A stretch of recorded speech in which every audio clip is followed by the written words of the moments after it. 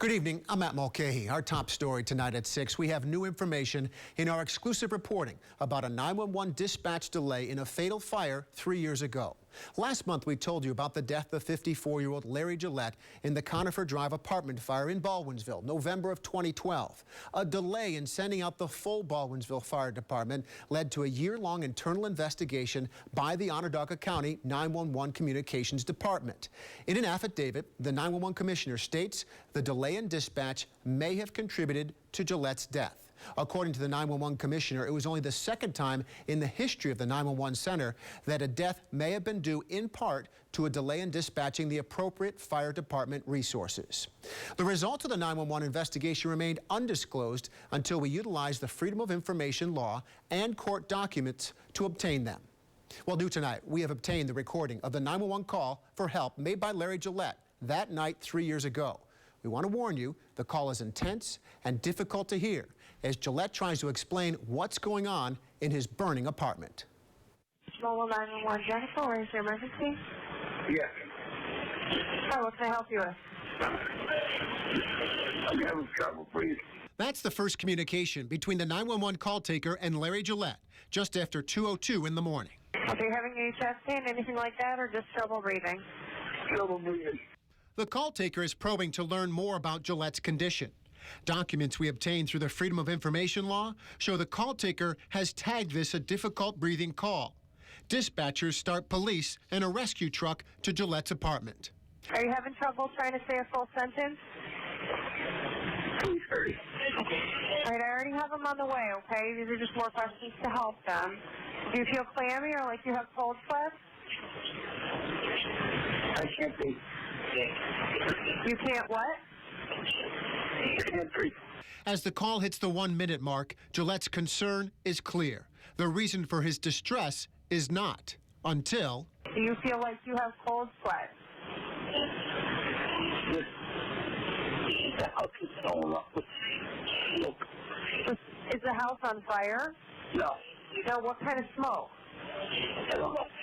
Documents reveal as soon as smoke was mentioned, the call taker upgrades the call to a residential fire. The time is now 2:03 and 44 seconds. Court documents reveal 911 center policy requires the fire dispatcher to immediately send fire trucks when a call is upgraded to a residential fire. But according to the internal investigation, the Baldwinsville Fire Department was not dispatched at that time. Please hurry. Okay, they're on the way. Can you get out of the apartment? No. The official timeline shows the call taker relaying the information that Gillette is trapped. The recordings also reveal a discussion about the source of the smoke. Gillette saying he used linseed oil on his apartment steps. And did it get lit on fire? Why is it creating smoke? I fumed. I don't... It's fumes. There's no smoke? No. It's just filled up. Okay, but there's no smoke now. No? No. Was there ever any smoke? No. No? No. Please hurry.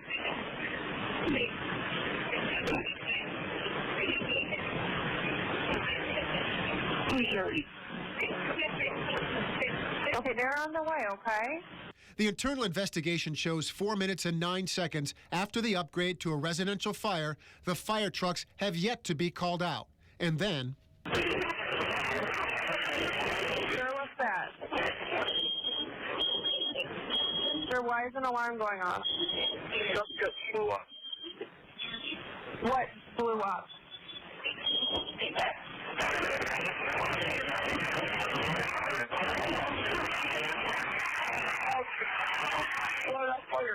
What's on fire now? Sir, what is on fire?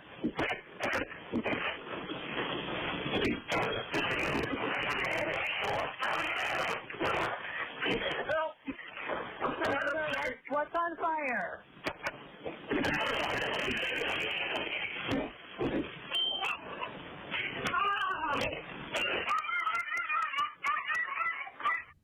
The internal investigation shows at the time the call taker tells the 911 center something blew up, something's on fire, police arrive and report fire shooting out the second floor window. The timeline from the investigation shows nearly 5 minutes after the call was designated a residential fire, the dispatcher alerts the Baldwinsville Fire Department. From outside the apartment, the police officers try to communicate with Larry Gillette while 911 stays connected. Sir, can you hear me?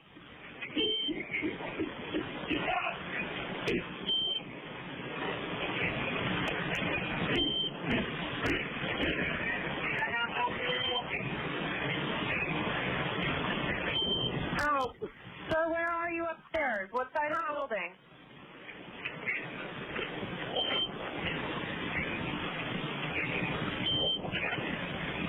Oh, sir, can you hear me? I don't want to die.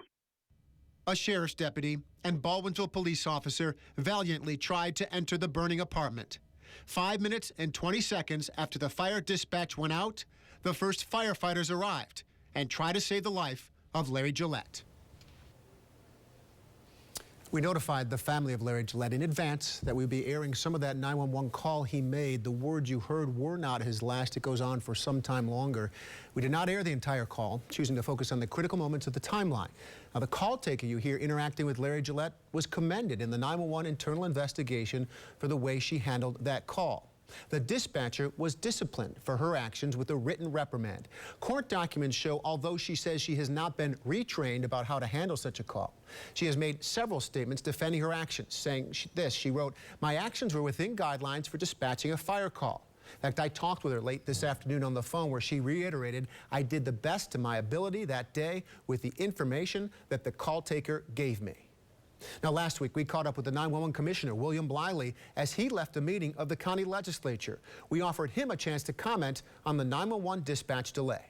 I've been asked to refer all questions to the county attorney's office. Well, hopefully there's a time where we can talk about what happened. Hopefully. But not right now. Well, as I said, we have to refer all questions to the county attorney's office. You can't talk about what's in the investigation? I just answered the question, Matt. Everything has to go through the county attorney's office. Okay. Well, good enough. Thank you. Appreciate it. The Baldwinsville Fire Department led the firefighting effort that night. They did not learn of the dispatch delay until we told them about it last month. Now tonight on NBC3 News at 11, we have an exclusive interview with the Baldwinsville Fire Chiefs. They talk about whether they think they could have saved Larry Gillette's life had they been dispatched sooner. To watch our original reports on the 911 dispatch delay that aired in November, and to get more background on the story, including a look at some of the key documents we've obtained from the internal investigation, go to cnycentral.com.